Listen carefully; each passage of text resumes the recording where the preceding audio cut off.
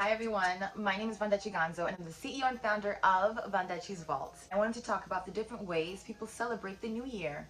So many New Yorkers, including I, stay up until midnight to watch the ball drop in Times Square. And almost everywhere around the world, church bells ring, car horns toot, whistles blow, and sirens shriek. If you live in London, people go to Trafalgar Square. There's many people who drink, dance, eat, and watch fireworks on December 31st, New Year's Eve.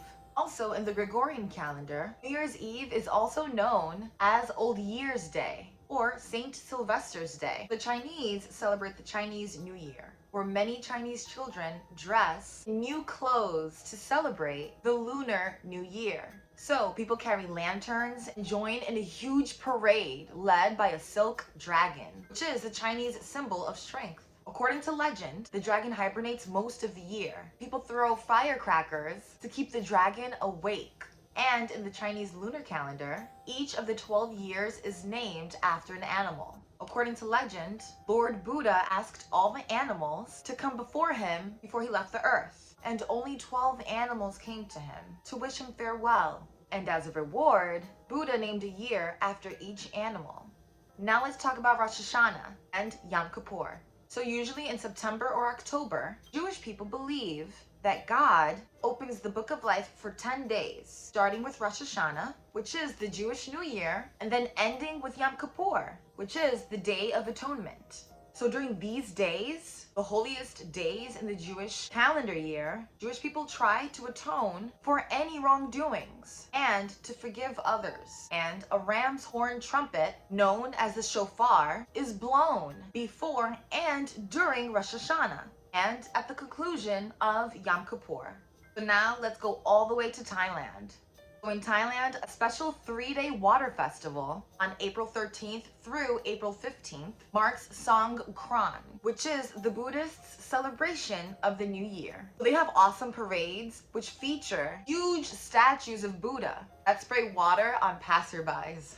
And in small villages, young people throw water at each other for fun. Also, people release fish into the rivers as an act of kindness. That's so awesome. At Songkran, people tie strings around each other's wrists to show their respect. So a person can have as many as 25 to 30 strings wrapped around their wrists, each from a different person.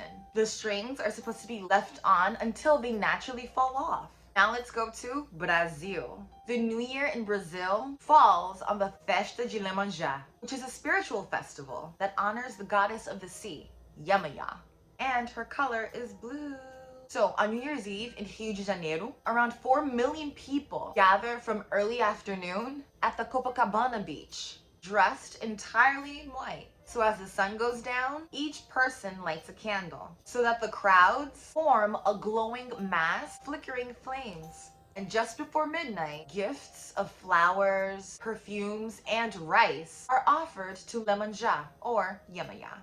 And sometimes they're placed in little tiny boats which are cast adrift in the waves of the sea. At dawn, it is traditional to gather on the sands of the Copacabana beach to see the sunrise before going home to sleep for the whole day.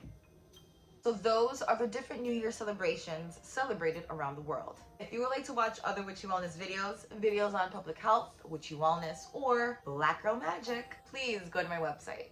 It's www.vondechii.com.